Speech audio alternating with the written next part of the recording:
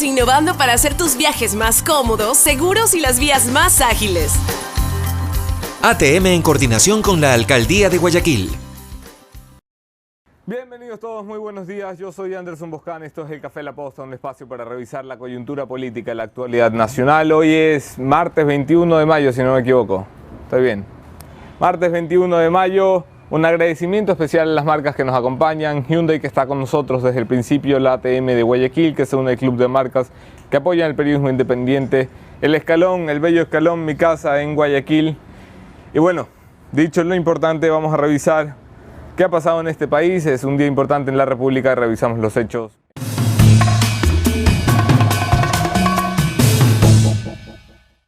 En caliente, la Asamblea Nacional tiene que ponerle fecha al juicio político de doña María Fernanda Espinosa, que recordarán ustedes es la ex cancilleresa, como le solían llamar los colegas de Cuatro Pelagatos. María Fernanda Espinosa, que ahora preside la Asamblea Nacional, la Asamblea General de Naciones Unidas, y que tiene una cuenta pendiente con la política de este país por el cumplimiento de funciones, según lo dictan sus interpelantes del Movimiento Creo y el Partido Social Cristiano, durante la crisis de la frontera norte en 2018, cuando perdimos 9 vidas en este país, incluyendo las 3 de nuestros colegas de Diario El Comercio. Un crimen todavía en la impunidad, un crimen todavía en la falta de verdad. La Asamblea tendrá que definir. Los cálculos apuntan al siguiente lunes, cuando la cabeza de María Fernanda Espinosa tenga que ponerse delante del Pleno de la Asamblea Nacional para que 91 votos la salven o la destituyan. En caliente también La Posta ha publicado ayer por la noche la tercera entrega del Ministerio de la Muerte, una serie de investigación que plantea revelar la falta de protocolos para precautelar la vida de los ciudadanos en el sistema de salud, en la red pública de salud.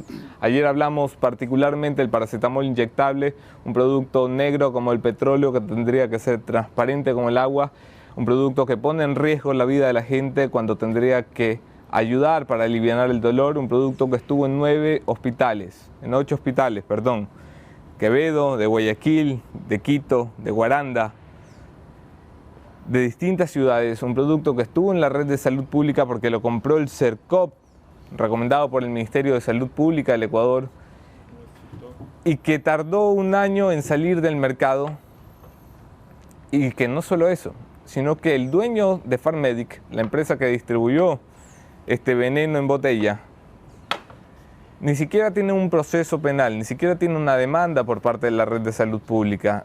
No solo eso, le han devuelto el registro sanitario para que siga vendiendo esto, así que ojo, si a alguien de tu familia le van a inyectar paracetamol, pregunta que no sea el paracetamol de Pharmedic. Es otro de los casos que estamos poniendo en la palestra y esta semana habrá novedades con el Ministerio de la Muerte. Esperamos estar al tanto. Ayer, por cierto, ha llegado un pedido de Fiscalía a la Agencia de Regulación y Control. Esperemos que a la Fiscalía sí le respondan, porque los señores de la ARCSA han sido incapaces de contestar los pedidos de este medio de comunicación para tener información. El tema de los últimos días, con miras el 24 de mayo, cuando el presidente de la República tendrá que rendir cuentas delante del Parlamento, cuentas como le llaman al discurso del 24 de mayo, es sin embargo el pacto legislativo que ha llevado adelante el Movimiento Creo, la Bancada de Integración Nacional, el BADI y el Partido Gobierno Alianza País. Y esta mañana nos sentamos a analizar este pacto legislativo y la coyuntura política. Mi invitado es Guillermo Lasso, líder del Movimiento Creo. Quédense en la entrevista.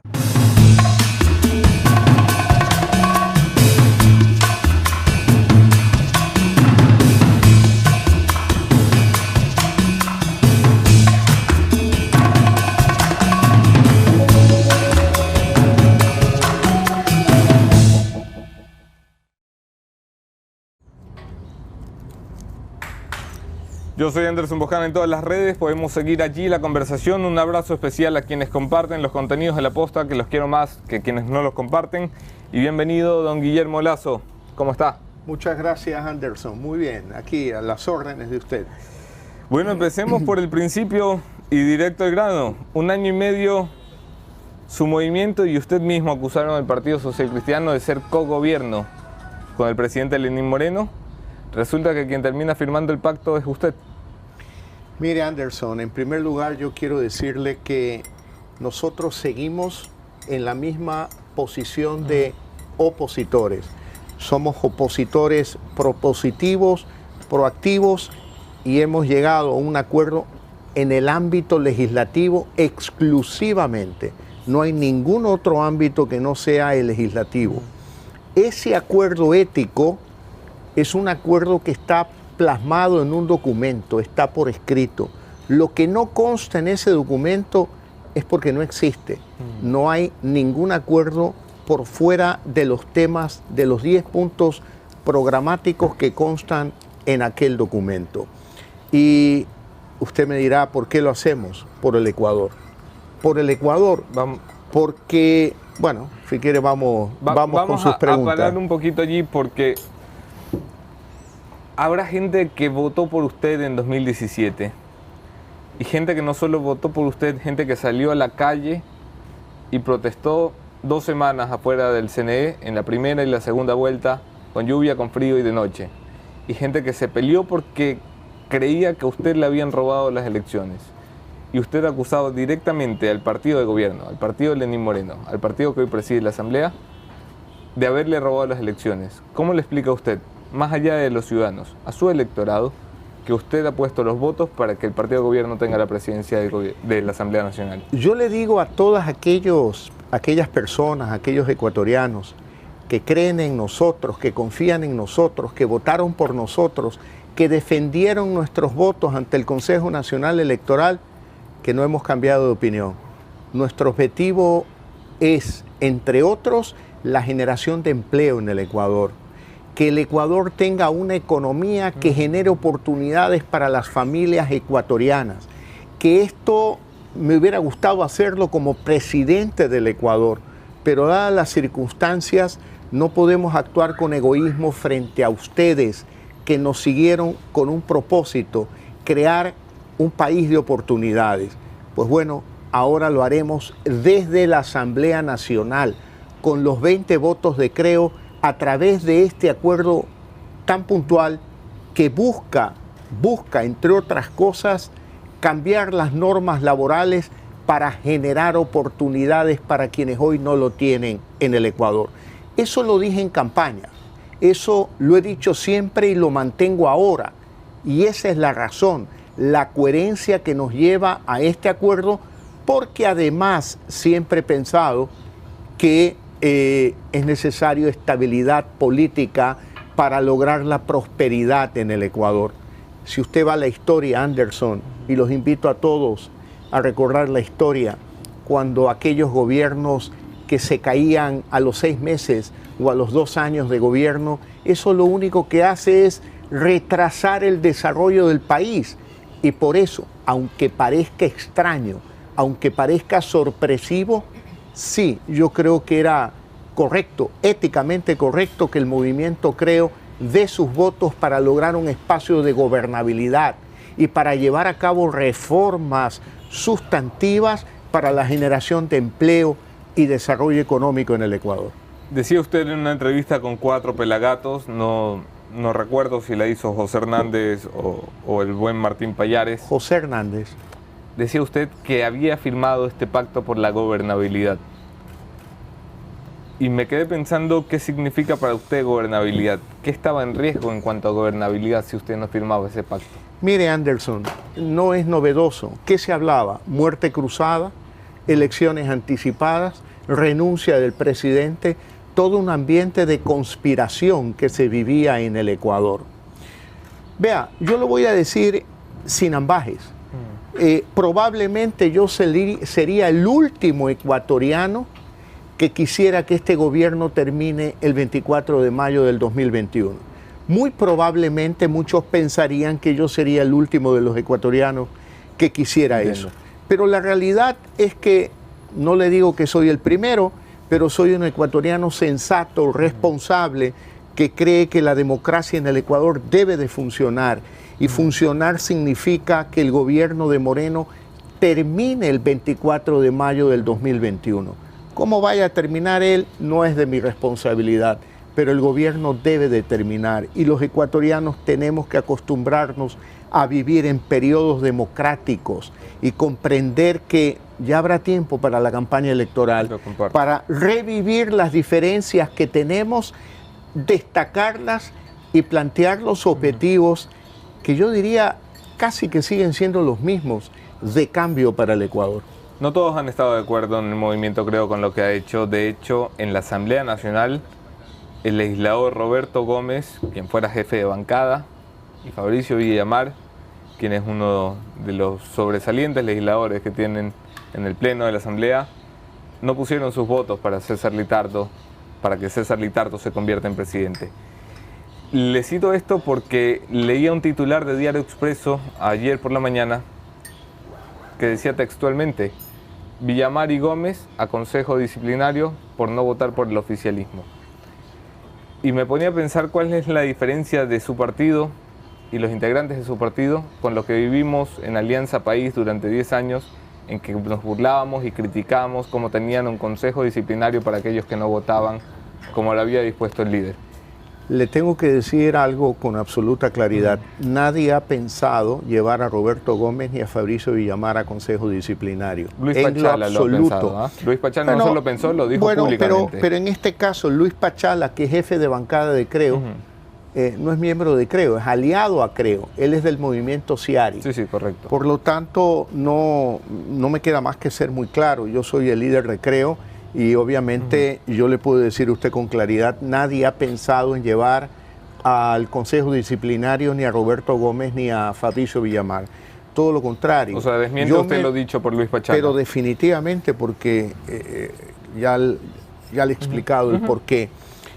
Mire, tan pronto sucedió, mi mensaje a la bancada fue: yo soy un demócrata, el movimiento Creo es un movimiento democrático.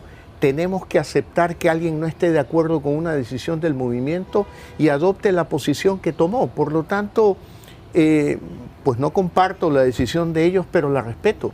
Y no están sujetos a ningún proceso disciplinario y no lo van a estar, porque nosotros somos un movimiento democrático y aceptamos el pensamiento diferente. Me alegra y me tranquiliza porque me daba la impresión, si no desmentía usted aquella aseveración de Luis Pachala, de que habíamos cambiado borregos verde flex por borregos blancos con azul, que no, es inaceptable en democracia. No, bueno, ya se lo he explicado el tema. César Litardo, ¿lo conoce? Bueno, hay diferentes grados para decir conozco una persona. Si conocerlo es haber hablado una ocasión con él personalmente y un par de ocasiones por teléfono, pues sí, conozco su voz, conozco a César Litardo, pero a profundidad no, sin duda alguna que no. ¿Habló con él durante la negociación del pacto legislativo?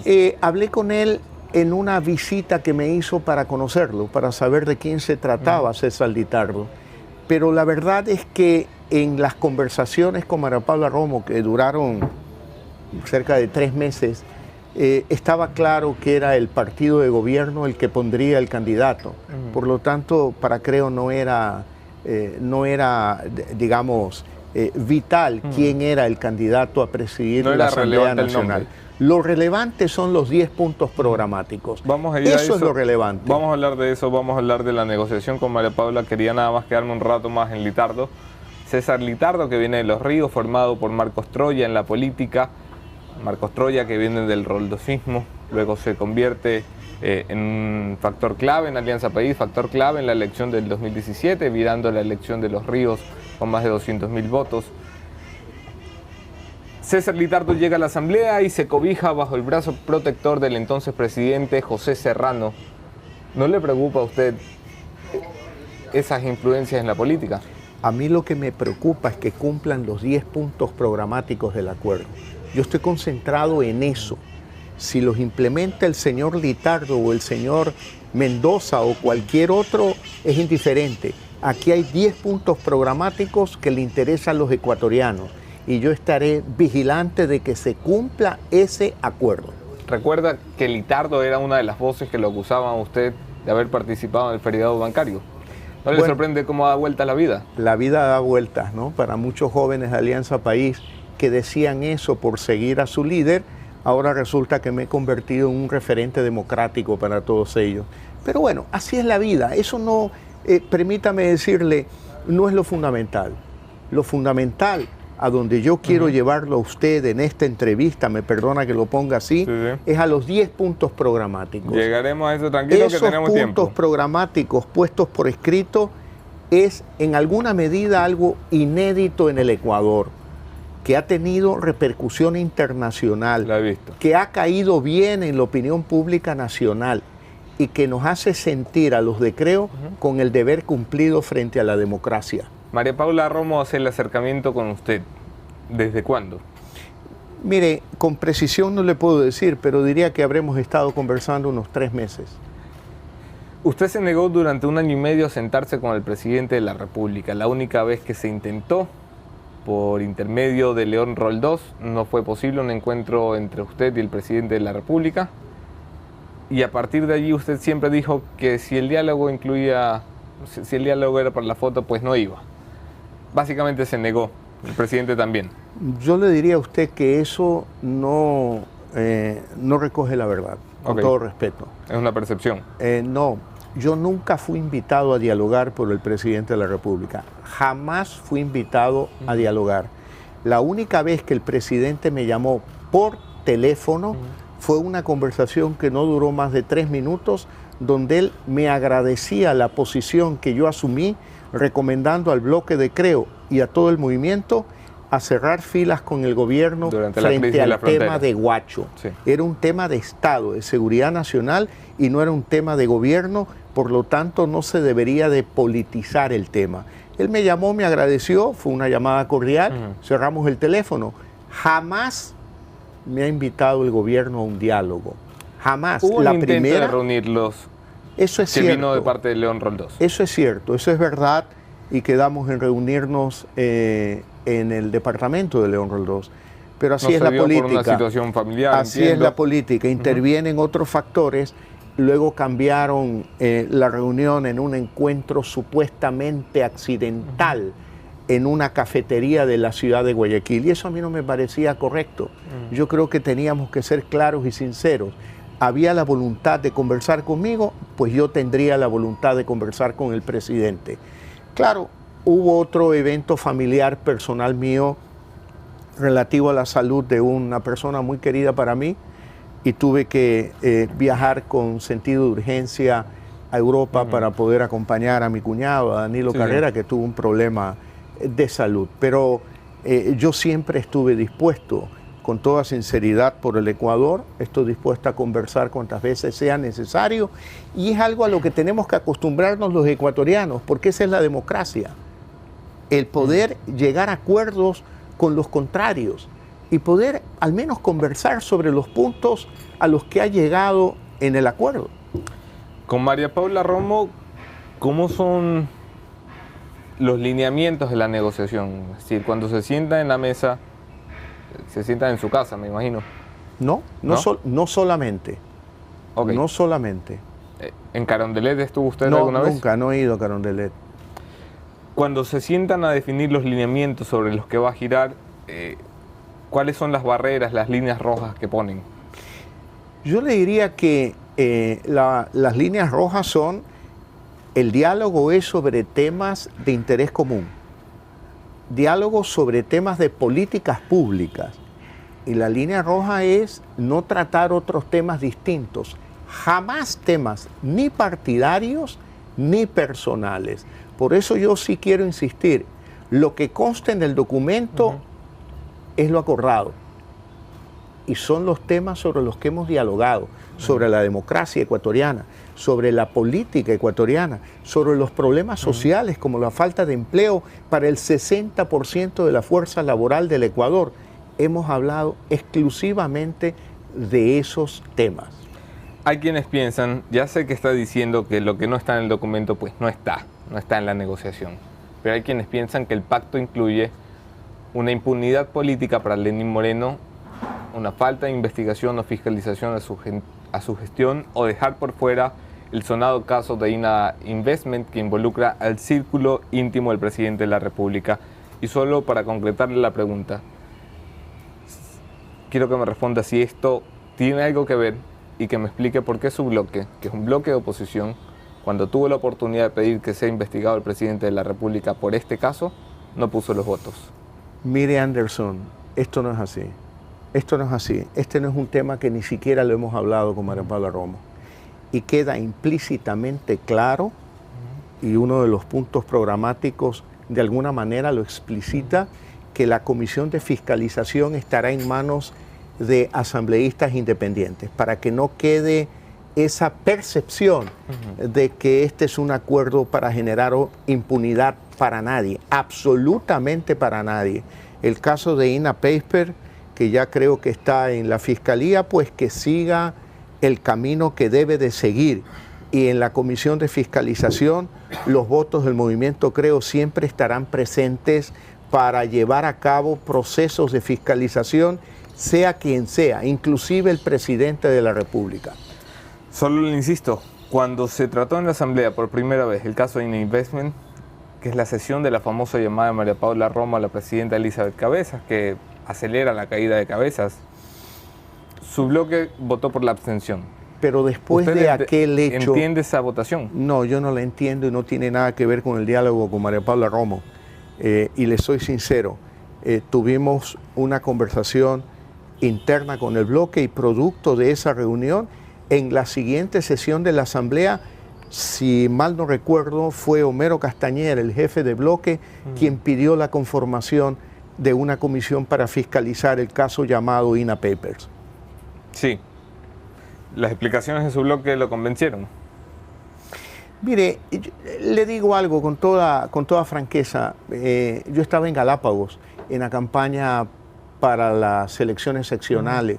La verdad que no estaba encima de los detalles y la explicación básicamente era que querían una comisión especial y una serie de enredos que yo creo que quedaron muy claros y la posición de Creo fue muy clara, como usted lo reconoce. Homero Castañer, él planteó, hizo la ponencia para que sea investigado el caso INA Papers. Ahondo mucho con su bloque porque son esos los votos que van a hacer posible los 10 puntos de los que vamos a hablar a continuación. Son esos los votos que van a lograr que se cumpla o no con los acuerdos con los multilaterales en este país, y por eso la Asamblea tiene tanta relevancia y por eso sus votos, los de Creo en la Asamblea Nacional, me parecen tan importantes. Le digo esto porque no sé si se lo comentan mucho, pero me lo comentan mucho a mí, no sé si se lo trasladan a usted, yo sí se lo traslado, que a muchos les da la impresión de que usted no controla su bloque en el mejor de los sentidos de la política, que a muchos le da la impresión de que su bloque tiene rienda suelta, como se vio cuando votaron por el artículo 98 en contra de los principios de Creo, como se vio cuando votaron por la abstención en el caso de Investment, que es un bloque desorganizado, sin un horizonte claro. ¿Usted está consciente de eso? Vea usted la contradicción. Hace un momento usted me decía, salió una noticia en el Expreso de que Roberto Gómez y Fabricio Villamar serían llevados a un consejo de disciplina por no votar con la línea oficial del bloque. Sí. Y usted me contesta luego de que yo le explico y me dice, qué tranquilidad, porque ya pensaba yo que todos los asambleístas de Creo serían ahora los nuevos borregos blancos con azul. ¿Eso qué quiere decir? Lo que quiere decir es que nosotros somos un movimiento democrático, que debe haber orden, sí, debe haber orden, por supuesto que sí, pero muchas veces se ha acostumbrado al Ecuador con estos liderazgos que parecen más caciques, caudillos, con una correa en la mano, pegando un grito, o teniendo a un intermediario que llama por teléfono y dice, esto que te voy a decir te lo manda a decir tal o cual persona.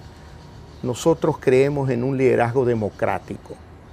Y tan democrático es el liderazgo que, por ejemplo, en el caso del artículo 98, sí, votaron algunos con una línea distinta al pensamiento de Creo. Y vio usted un pronunciamiento público mío llamando la atención de aquellos que no votaron con la línea del movimiento Creo. Bueno, eso es democracia. Nos hemos reunido, hemos conversado sobre esos temas. ¿Qué diferencia hay hoy con relación a los temas que usted menciona? Hoy hay 10 puntos programáticos. Lo importante es que se cumplan esos puntos. Y lo importante no solo es que Creo los cumpla, que los cumpla Alianza País, que los cumpla el BID, que los cumpla el BADI. No solo Creo. Nosotros nos hemos encargado de plasmar esos puntos luego del diálogo con María Paula Romo, y ahora queremos hacer todo el esfuerzo necesario para impulsar esas reformas que no son necesarias ni para el FMI, ni para el Banco Mundial, ni para el BID, ni para el gobierno. Son necesarias para los ecuatorianos, son necesarias para aquellos que no tienen empleo, son necesarias para aquellos que no pueden emprender por la cantidad de tropiezos que tienen en el camino con los requisitos del Estado. En homenaje a ellos hemos llegado a este acuerdo. Entremos a eso. ¿Tiene usted garantías de que quienes le acompañan a firmar el acuerdo, el BIN, el BADI, el gobierno, tiene alguna otra garantía que la palabra de la política de que eso se va a cumplir? Tenemos que, mire, yo voy a recordar una palabra de este gran personaje ecuatoriano que acaba de fallecer, Julio César Trujillo. Julio César Trujillo nos dijo: yo confío en las personas. No podemos vivir la vida desconfiando de todo el mundo. Tenemos que hacer un acto de fe y decir, bueno, ok, el diálogo ha sido un diálogo productivo. Por primera vez hemos llegado a un acuerdo por escrito. Hay 10 puntos programáticos, han aceptado los puntos que hemos planteado, son importantes para el Ecuador. Pues vamos adelante. Si mañana no lo cumplen, estaremos en una entrevista maldiciendo la falta de seriedad por no haber cumplido los puntos. Pero por ahora, ahí están esos puntos sobre la mesa. Por ahora hemos dado gobernabilidad al Ecuador. Y fíjese quién apuesta por eso. Alguien que denunció fraude. Pero yo no me puedo quedar amargado pensando en el 2 de abril del 2017. Yo estoy pensando en el 2021. Estoy pensando en el futuro del Ecuador. Estoy pensando en las grandes mayorías del Ecuador que no tienen empleo, a las que yo le ofrecí 1 millón de empleos en 4 años de gobierno. Lastimosamente, no solo que no han creado 250.000 en 2 años de gobierno, sino que se han destruido más de 200.000 empleos. Bueno, esa es la realidad. Pero claro, yo no soy un tipo vanidoso que dice, si yo no tuve la oportunidad de hacer, pues que se jodan. No, señor. Yo no tuve la oportunidad de hacerlo como presidente, pero ahora tengo la oportunidad. Ni siquiera soy asambleísta. Tengo la oportunidad como líder del movimiento de oposición a este gobierno de apoyar una salida democrática para solucionar en algo los problemas de los ecuatorianos. 10 puntos. ¿Cuál es el más importante para usted? Todos. El Pero más si urgente, usted, yo diría que la reforma laboral. ¿Por qué? Si usted me lo permite explicar. Yo le quiero decir a los ecuatorianos que la población económicamente activa del Ecuador la componen cerca de 8 millones de ecuatorianos, en números aproximados. Solamente el 40% de esa fuerza laboral tiene un empleo formal. El otro 60%, es decir, 6 de cada 10 ecuatorianos en condiciones de trabajar que necesitan un trabajo formal, estable, no lo tienen. Viven en la informalidad, viven en el subempleo y viven en el desempleo. La mayor parte de ese 60% son mujeres y son jóvenes. Si usted, Anderson, me lo permite, en el caso de las mujeres, la mayoría son mujeres abandonadas por sus esposos, a cargo de 2 hijos, de 3 hijos, que viven, si tienen suerte, con $1 al día. $1 al día. Si hay un cachuelo. Si no hay el cachuelo, pues ese día no comen y sus hijos no pueden estudiar con tranquilidad. ¿Qué es lo que yo he visto en mis recorridos por el Ecuador? Mujeres que juegan al bingo las tardes de un día ordinario, todos los días. ¿Para qué? Ellas apuestan. La que gana come y la que pierde, ese día no come. Las que pierden no comen. Ese es el Ecuador de las grandes mayorías de los desempleados. En homenaje a ellos, yo estoy dispuesto a dialogar, a llegar a este tipo de acuerdos, a impulsar una reforma laboral que le genere oportunidad a aquellas mujeres, a aquellos jóvenes ecuatorianos, aquellos ecuatorianos que no tienen empleo y que viven en las condiciones que le acabo de describir, Anderson. Yo creo que este país está claro en las condiciones laborales en las que están la gran mayoría de ecuatorianos y está claro también en cuál es su propuesta con respecto al empleo, porque... Permítame interrumpirlo y contradecirlo. El Ecuador no está claro.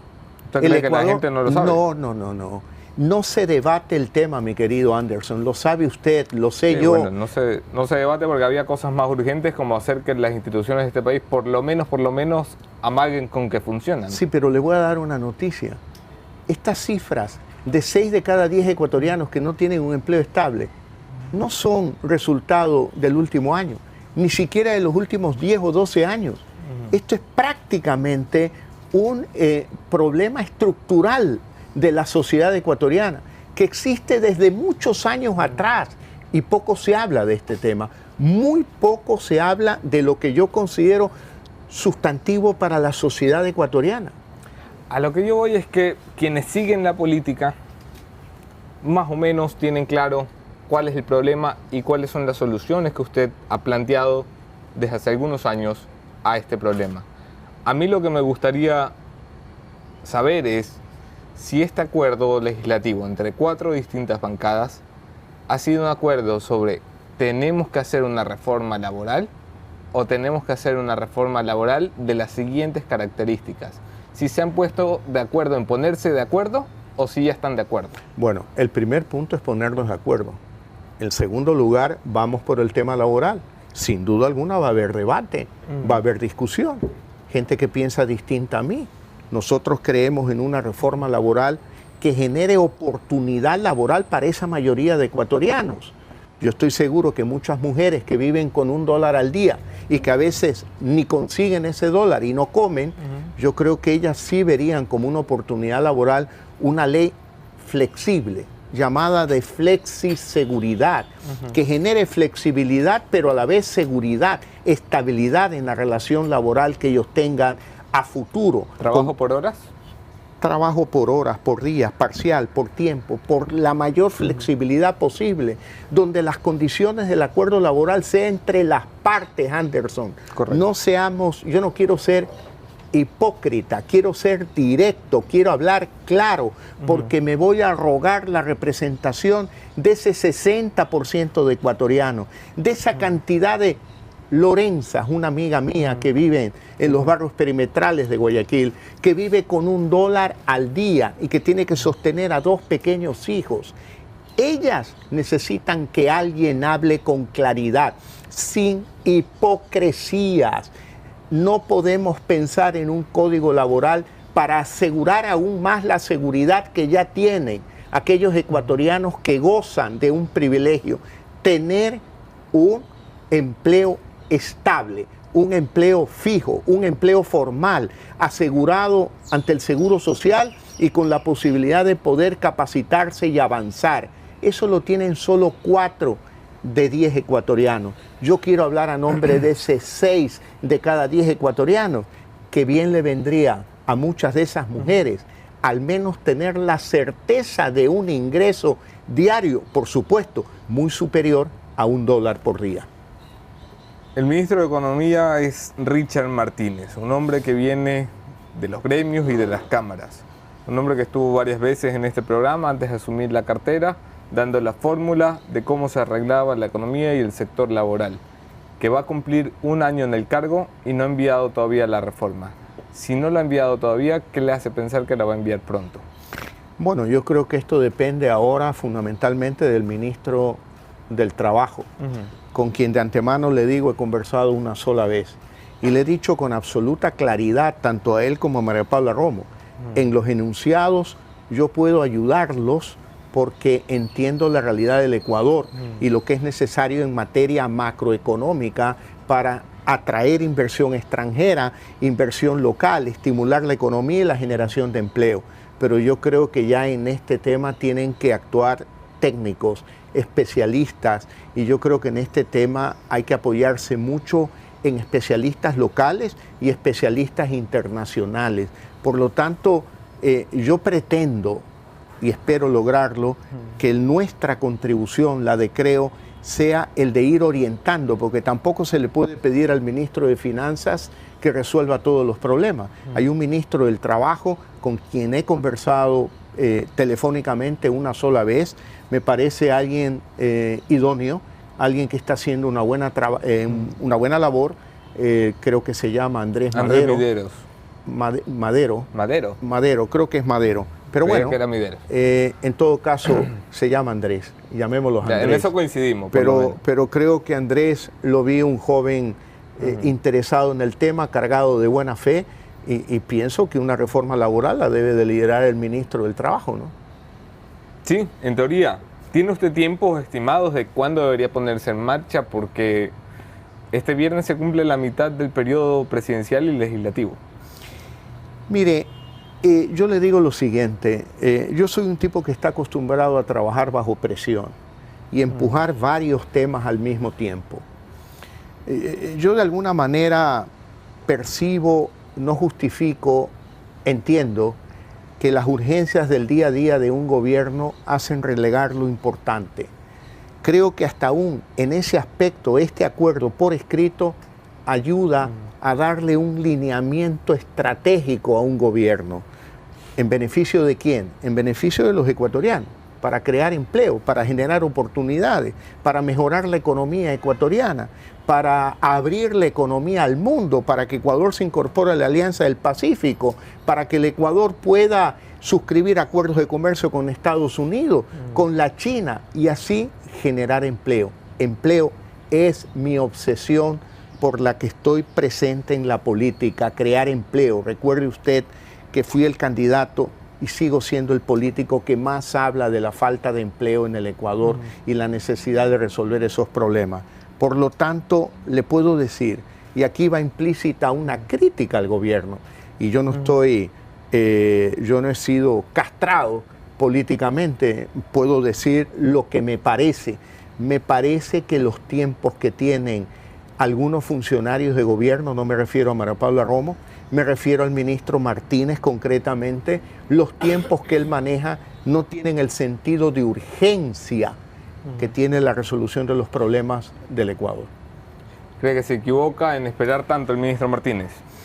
Yo creo que esto puede ser mucho más dinámico, y yo creo que esto puede ser más dinámico con el concurso de mucha gente de buena fe, muchos técnicos ecuatorianos, especialistas, unos en tema laboral, otros especialistas en temas fiscales, otros con experiencia en el tema de manejo de la deuda, algunos constitucionalistas, especialistas en temas de reformas constitucionales, porque uno de los principales puntos es una reforma desde la Asamblea para quitarle el exceso de atribuciones que tiene este Consejo de Participación Ciudadana, que ha sido la piedra angular de la corrupción correísta. Eso es innegable.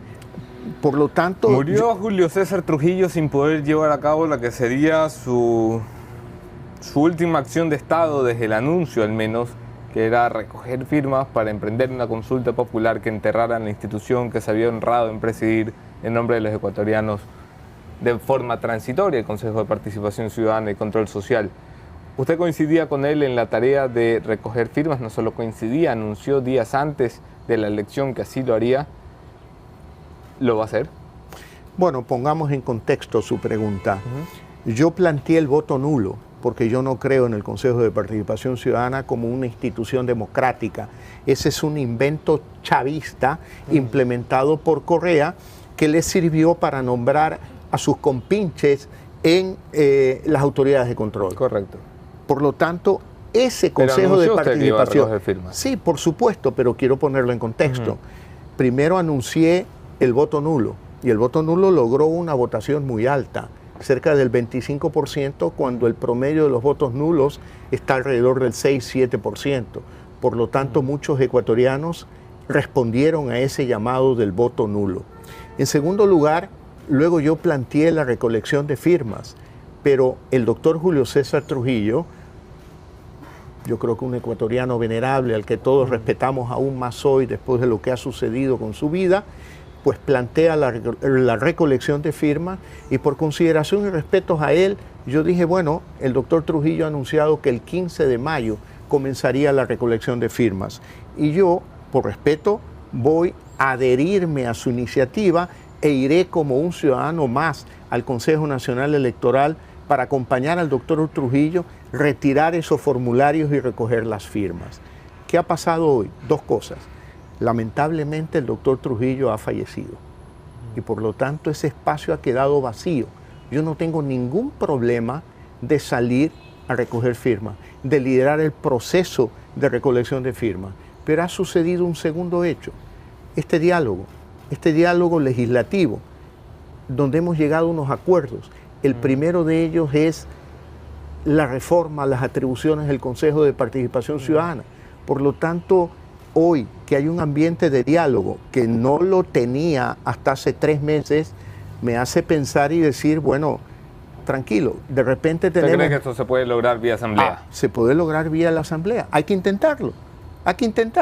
Y si no se logra... Si se logra vía asamblea, ¿se logra al estilo del correísmo que lo clavó como enmienda o se logra al estilo democrático que va a reforma? Esto significa que es consultado el pueblo después de lo que decían los asambleístas. Por supuesto que sí. Tiene que ser dentro del marco de la Constitución, pero puede haber otra alternativa también. Podemos ir al Consejo Electoral aplicando el artículo 103, me parece, de la Constitución, solicitar los formularios, recoger el 1% de firmas del padrón electoral, que son 138.000 firmas, que yo diría con optimismo se pueden recoger en una semana, para que ese tema pase a la Asamblea Nacional y dentro de un año lo resuelva la Asamblea. Y si no lo resuelve, va a consulta popular. Correcto. Es un camino también. Sí. Por lo tanto, hay varios caminos. Pero ya que se creó un escenario de diálogo, pues hay que dialogar sobre ese tema también. No se puede actuar por iniciativa propia, solo, ¿no? ¿Se siente cómodo en la mesa del diálogo? ¿Sabe lo que yo siento? La satisfacción del deber cumplido en democracia. Salir de esa típica zona de confort de los políticos. Yo estoy aquí afuera y le tiro piedras al gobierno. Y esa es mi estrategia de campaña, tirar piedras, romper la mayor cantidad de vidrios posible. Guillermo Lasso en ese escenario no es eficiente. No es eficiente. Yo he sido eficiente durante toda mi vida en resolver problemas. A mí me encargaron el terminal terrestre de Guayaquil, que era la posilga moral y física de Guayaquil, y ahí lo ve usted, el más grande y más moderno de América Latina. Me encargaron rehabilitar muchas empresas quebradas en el Ecuador, donde nadie quería poner un centavo, y yo me tomé la molestia de, con paciencia y perseverancia, resolver los problemas de esas empresas, luego venderlas, pero mi principal satisfacción, haber defendido el empleo, En eso yo soy útil, en eso creo ser eficiente, por lo tanto hoy sí me siento cómodo. Nadie pensaba que era posible que usted se sentara con el gobierno y llegara a un acuerdo hace, un año. Este era un escenario inimaginable, imposible de calcular, imposible de prever. Hoy muchos piensan que es imposible, que usted se siente con alguien que está más cerquita que Carondelet, que está en Mocolí, con Jaime Nebot, y llega a un acuerdo. ¿Eso también es posible que suceda? Definitivamente que sí, de mi lado absolutamente que sí. Yo no tengo ningún problema en conversar con el Partido Social Cristiano, no tengo ningún problema en sentarme a conversar con Jaime Nebot y en función del Ecuador llegar a acuerdos que beneficien a los ecuatorianos, que beneficien el interés común, hablar sobre políticas públicas, hablar sobre modelos económicos. Yo creo que ya es necesario activar un modelo que le dé mayor protagonismo al sector privado y le quite este exceso de protagonismo al Estado que se mete en la vida diaria de los ciudadanos. Yo creo que esos temas tenemos que lograr una amplia base de apoyos en todos los sectores políticos del Ecuador. Y yo le digo con sinceridad, yo no tengo ningún problema en hablar con Jaime Nebot. Hablo con Alonso López sí. de Unidad Popular, hablo con Jorge Escala, he tenido el gusto de conocer a Luis Villasís. converso con ellos, converso con los maestros, converso con sindicalistas también sobre la necesidad de la reforma laboral. Ellos están de acuerdo siempre y cuando se respete lo mínimo, que es lógico, que todos estamos de acuerdo con eso, en respetar los derechos adquiridos de los que tienen un trabajo formal. ¿Por qué no podemos pensar que usted está ahora dispuesto a dialogar con Jaime Nebot después de los resultados electorales en los que a todas luces el socialcristianismo ha salido más favorecido que creo? Yo le voy a decir algo. Usted quizás primera vez que me hace esta pregunta o en este momento, yo siempre he estado dispuesto a dialogar y a conversar. Y acuérdese usted que hemos tenido conversaciones con usted off the record, donde repasamos algunos hechos y eventos políticos mucho antes de las elecciones seccionales, y siempre mi posición ha sido de apertura total para poder conversar. Usted lo sabe y lo conoce. Y perdóneme que haga esta referencia, no, pero como públicamente no lo había dicho nunca, no lo había dicho nunca, al menos desde que empezó la bronca con el socialcristianismo, que ya tendrá más de 2 años. Cuando hablemos de bronca, yo le diría, yo no tengo ninguna bronca. Eso dicen todos los que están en una bronca siempre. No. Yo no soy, está bien, pero yo lo digo, se lo digo porque lo siento, ¿no? Yo no tengo ninguna bronca. Si me la tienen, pues bueno, ya no es culpa mía, ¿no? La Posta ha publicado una seria investigación denominada el Ministerio de la Muerte, que intenta visibilizar las fallas del sistema de salud en este país, que pone en riesgo la vida de los ciudadanos. ¿Le parece a usted que este es un tema que debería llegar a la Asamblea? Definitivamente que sí, totalmente de acuerdo, y lo felicito por la labor de investigación que ustedes hacen. El tema de los servicios de salud los hemos denunciado en campaña también, cuando hablábamos, y en un momento hasta jocosamente con los ciudadanos, cuando decían, tú vas a un centro de salud, tienes un problema en el hígado, ¿y qué te dan? Paracetamol, gritaban todos. Y tienes un problema de dolor de muela, ¿qué te dan? Paracetamol. Te diagnosticaron cáncer, ¿y qué te dan? Paracetamol, como el único medicamento que hay en los centros de salud. Y ahora, 2 años más tarde, en la campaña para alcaldes y prefectos, ya no era, me dan solo paracetamol. No, el problema es, ya ni siquiera hay paracetamol. Por lo tanto, los problemas de salud también tienen que ocupar un espacio importante en el debate político. Y el caso concreto que ustedes han investigado debe de ser llevado esos funcionarios a la Asamblea Nacional, concretamente a la ministra de Salud. ¿A debe ser llevada o a juicio político? Yo creo, bueno, eso que lo resuelvan, yo no quiero adelantar un concepto, que lo resuelvan los diputados en la Comisión de Fiscalización, pero ya han comenzado a trabajar. Pero su bloque tendrá una postura. Mire, hay que ver los hechos, ¿no? Yo no puedo anticipar lo que el bloque tenga una postura. Si me atengo a la investigación hecha por la Posta, yo creo que la ministra tiene que ser llevada a juicio político. Bueno, estaremos pendientes porque yo entiendo que el bloque de Creo y asambleístas independientes se están moviendo en esa vía y vamos a estar pendientes la próxima semana. Se nos va acabando el tiempo. No sé por qué digo que se nos va acabando el tiempo, porque aquí no tenemos tiempo límite. Quiero que sepa que yo tengo todo el tiempo que ustedes deseen. El programa va a ser de 3 horas hoy, a ver si nos consigue un boloncito. Don Lenín Moreno, decía usted en una entrevista con 4 Pelagatos que le había llamado después de cerrar el acuerdo. Así es, correcto, el día jueves de la semana pasada. ¿Qué le dijo? Fue una llamada amable, en un ¿Tiene tono... número privado del presidente? ¿Perdón? ¿Tiene número privado del presidente? Bueno, me supongo que debe tener un número telefónico, pero a mí me pasó el teléfono la ministra María Paula Romo. Ah, le llamó el número de la ministra. De acuerdo, okay. ¿No? Me llamó, me lo puso al teléfono al presidente, me dijo, te quiero agradecer, la verdad que estoy sorprendido gratamente por la manera de actuar tuya y de Creo, y yo le dije, mire, a mí no me tiene nada que agradecer. Yo lo he hecho por la democracia ecuatoriana, por la necesidad de que exista estabilidad democrática en el Ecuador. Yo creo en eso, así que no me debe nada, no tiene que agradecerme absolutamente nada.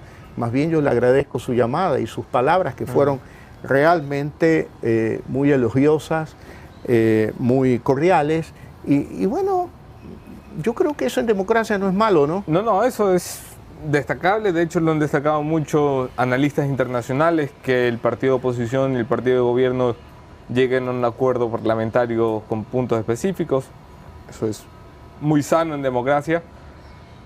Pero aquí no había solamente una resistencia ideológica o un distanciamiento ideológico entre el partido de oposición y de gobierno. Aquí había incluso escenas personales.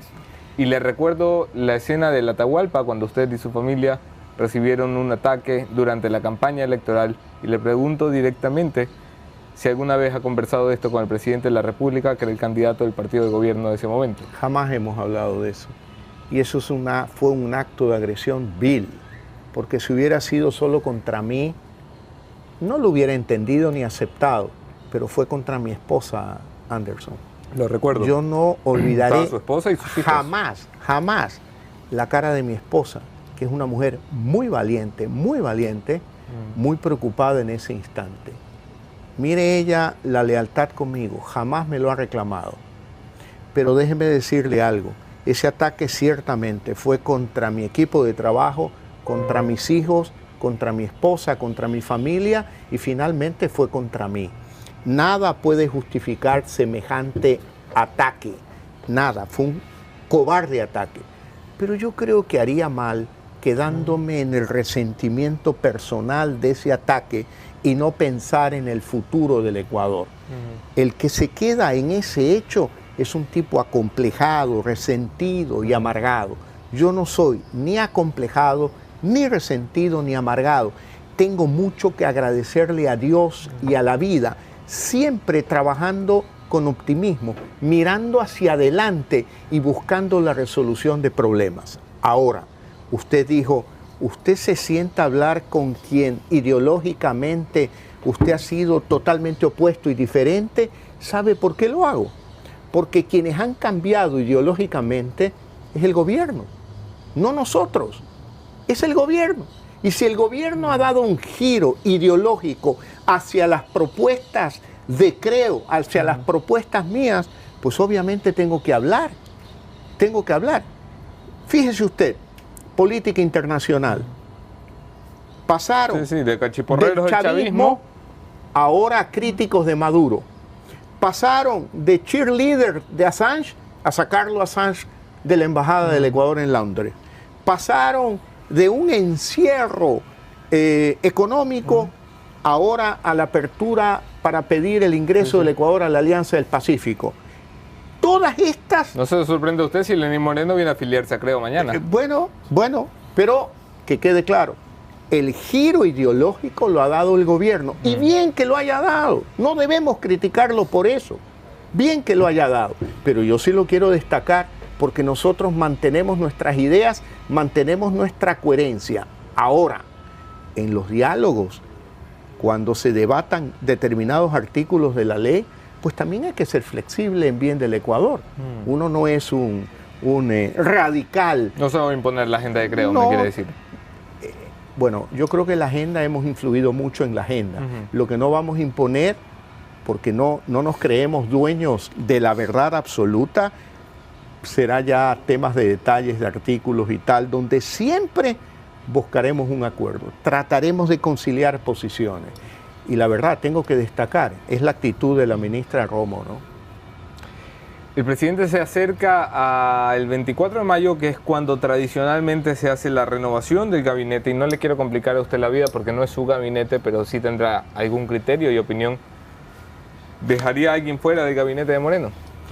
Mire, yo no quiero emitir una opinión concreta sobre algún funcionario X o Y, porque quiero dejar claro que este diálogo y acuerdo es exclusivamente en el ámbito legislativo.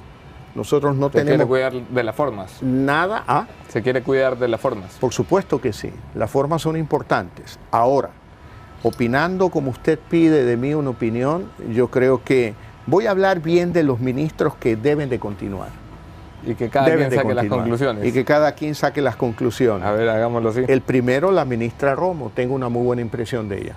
Es una mujer inteligente. Ha logrado casi lo imposible, ¿no? Sí, y es una mujer capaz, actúa de buena fe y pienso que le es muy útil al gobierno. Si María Paula Romo mañana deja de ser ministra del Interior, de alguna manera ya no tengo contraparte con quien hablar. Por lo tanto, yo creo que ella debe de continuar. El canciller es un lujo de canciller. no he hablado nunca con él, pero por las acciones conoceréis a las personas, ¿no? Y yo creo que es un lujo de canciller, es un buen funcionario. Hay tantos ministros que ya no me acuerdo. Yo le iba a decir, no hay nadie más, de 2 de 24 no me suena a éxito. Yo diría que el presidente, voy a decir algo. Le cito un nombre solamente porque quiero ver su reacción, Santiago Cuesta. Le voy a contestar lo siguiente. Yo creo que los presidentes tienen derecho a tener amigos íntimos. Ese es su derecho personal. Lo que no pueden tener es funcionarios íntimos. ¿Usted cree que Santiago Cuesta es un funcionario íntimo? Usted sacó la conclusión. El correísmo después del 24 de marzo reclamaba ser una fuerza viva, disminuida pero viva. Muchos analistas decían lo contrario, decían que se habían reducido por debajo del 10%, casi al 5% de la votación y por lo tanto estaban fuera de las grandes ligas de la política electoral. ¿Qué percepción tiene usted del correísmo y de Correa ahora? Mire, como estoy hoy más involucrado en pensar en el futuro del Ecuador y quiero invitar a la mayoría de los ecuatorianos que nos concentremos en ese futuro, el futuro de ese Ecuador que le vamos a entregar a nuestros hijos, yo creo, lo invito a usted y a todos los ecuatorianos, ¿sabe qué? Ya demos vuelta a la página al correísmo, ya empalaga, que sí, que ha tenido un resultado donde logró 2 prefecturas, una en Manabí, una en Pichincha, que probablemente esto fue contra todo pronóstico. Sí, está bien, muy bien, pero yo creo que tenemos que concentrarnos en el futuro del país.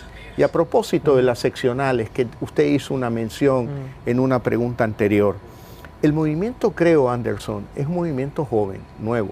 Sí. 7 años de vida. Segundos seccionales. En 7 años de vida hemos tenido 2 elecciones presidenciales y 2 elecciones seccionales. Correcto. En la primera seccional logramos 18 o 19 autoridades. Hoy, en la segunda seccional, hemos logrado 35 autoridades, 34 alcaldías y una prefectura. Por lo tanto, el movimiento Creo ha avanzado, ha avanzado. Sí, pero esto si se ve en números suena muy bonito. Con todo el respeto, Guillermo, esto era lo que decía Correa en 2014 para justificar su derrota, que no había perdido porque había logrado el mayor número de alcaldías, pero es que no es lo mismo la alcaldía de Guayaquil o la alcaldía de Quito que la alcaldía de un pequeño cantón de menos de 50.000 habitantes. Bueno, pero no estamos hablando de solamente pequeños cantones de menos de 50.000 habitantes. Estamos hablando de la prefectura de Loja, que es una provincia importante en el Ecuador. Y aunque sean cantones con 50.000 habitantes, pues también son importantes. Y también los lograron otros partidos como el Partido Social Cristiano, que en sus números sumaron también aquellos pequeños cantones. Nosotros tenemos que hacer lo mismo para poder comparar peras con peras y no peras con manzanas. Por lo tanto, yo estoy satisfecho de los resultados del movimiento Creo. Somos un movimiento joven. En materia presidencial, en la primera incursión logramos el 23%. En la segunda incursión, 30% en primera vuelta. Y ojo, en el año 2013, con el apoyo del Partido Social Cristiano. Y en el 17, teniendo al Partido Social Cristiano como un competidor más en esa campaña electoral. Y luego una segunda vuelta que, ¿para qué vamos a regresar al 2 de abril? Yo sostengo que hubo fraude. Hubo fraude el 2 de abril del 2017. El Consejo Nacional Electoral dice que no, y ahí están las cifras oficiales. Creo obtuvo en la segunda vuelta el 49% de la votación. Por lo tanto, son muy buenos resultados para un movimiento nuevo, joven. Y lo que estamos... ¿Se siente con opciones electorales para el 21? Definitivamente que sí. ¿Le preocupa la incursión de Jaime Nebot en la carrera electoral? En lo absoluto, tiene todo el derecho de hacerlo. Yo ya he tenido competencia social cristiana en el año 2017. Sí. Y vea usted, en las elecciones seccionales, si usted va a los votos, Creo sigue siendo la primera fuerza política del Ecuador en la sierra, ¿no? Donde obtenemos, donde es un bastión importante, no solo para Creo, para mí como candidato presidencial. Así que nosotros estaremos en esa competencia. El Partido Social Cristiano dice que Creo y el PSC no son la misma tendencia. ¿Qué dice usted? A ver, somos 2 partidos diferentes. Eso está claro, ¿no? 2 partidos diferentes. Yo creo que representamos a una visión nueva, joven, fresca de la política ecuatoriana.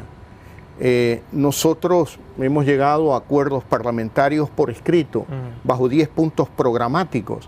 No hay por fuera absolutamente nada. No nos interesa captar poder en el Poder Judicial porque creemos que los jueces tienen que ser independientes. No nos interesa el Contralor porque creemos que el Contralor tiene que ser independiente, autónomo. ¿Al PC se le interesa el Contralor y el Poder Judicial? Yo le digo a usted lo que a creo no le interesa, y que pienso que establece diferencias con un partido político que tiene obviamente también sus méritos por los años de vida que tiene, por una alcaldía que yo la he reconocido como exitosa, que la he felicitado a pesar de que no existe ningún diálogo entre Jaime Nebot y yo, pero al César lo que es del César. Pero eso lo entendió mucho como un guiñito de ojo, ¿ah? Vea usted, ese es Guillermo Lasso. Yo actúo así en el campo privado, en el campo familiar, en el campo profesional, y estoy llevando esos principios también a la política. Claro, resulta que dialogar con María Paula Romo es otro guiño de ojo. No, es actuar con responsabilidad. Bueno, el día que me toque debatir, si llega el momento de debatir con Jaime Nebot sobre los problemas del Ecuador, pues lo haré, y lo haré con mucha firmeza. Pero al terminar su alcaldía, oiga, es pretender tapar el sol con un dedo, negar que ha sido un buen alcalde. Y una buena alcaldía con la que yo colaboré, pues, como ya lo mencioné, haciéndome cargo del terminal terrestre. ¿Por qué tenemos los ecuatorianos que solamente vivir en broncas, en peleas, en insultos, en reclamos? Ah, si tú asumiste el color verde, entonces yo asumo el color negro y nos ponemos de espaldas con espaldas y así perdón la expresión, nos puteamos, nos peleamos. Oiga, eso no soluciona los problemas del Ecuador. Los problemas del Ecuador se van a solucionar con una clase política madura, que dialogue, que hable con seriedad y se comprometa como nosotros nos hemos comprometido en estos 10 puntos programáticos que han dominado el acuerdo de la Asamblea de la semana pasada. ¿Optimista o pesimista con el futuro del Ecuador a corto y mediano plazo? Le voy a decir lo siguiente, el Ecuador tiene grandes potencialidades. Petróleo, minería, turismo, su gente es emprendedora. El Ecuador es un país que por su posición geográfica es un país que tiene un gran futuro. ¿En qué? En el agua, en el agua. Por eso yo creo que hay que conservar el agua, hay que cuidar los pajonales de agua, hay que cuidar los páramos y hay que, obviamente, protegerlos. ¿Por qué? Porque en el futuro, y el futuro le hablo de 10, 20, 30 años, probablemente el agua será un producto más escaso. Y si usted ve el mapa global, la zona donde está ubicado el Ecuador, cerca del Amazonas, la Amazonía tiene una posición privilegiada. Aún con el agua, el Ecuador tiene grandes potencialidades hacia el futuro. ¿Cuál es el problema del Ecuador? Es un país mal administrado. ¿Por qué? Porque no ha sacado a relucir esas potencialidades. Es un país mal administrado. Y yo le quiero decir algo con absoluta claridad. Yo he sido en mi vida un buen administrador. Todo de lo que yo me he hecho cargo lo he sacado adelante. Y no tengo la menor duda que si los ecuatorianos vuelven a confiar en mí, vuelven a votar por mí y esta vez se respetan los resultados, pues haremos un gobierno que repotencialice esos recursos del Ecuador para el beneficio de los 16 millones de ecuatorianos. Le digo, Ecuador tiene futuro, un gran futuro, pero necesitamos un cambio como el que hemos planteado y venimos planteando permanentemente, y hoy lo puedo resumir en un gobierno que sepa administrar las potencialidades del Ecuador. Guillermo Lasso, gracias por acompañarnos. Muchas gracias, Gracias Anderson. a ustedes también por conectarse. Enseguida mi conclusión de esta mañana, el punto final, con eso terminamos. Avísale.